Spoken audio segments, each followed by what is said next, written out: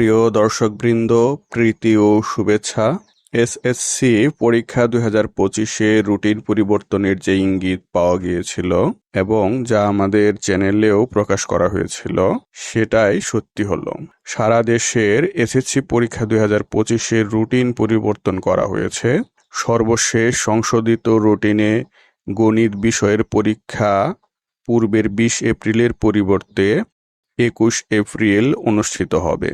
ইতিপূর্বেও routine সংশোধন করে বাংলা দ্বিতীয় পত্র পরীক্ষা 13 এপ্রিলের পরিবর্তে 13 মে তারিখে অনুষ্ঠিত হওয়ার সূচি প্রকাশ করা হয়েছে।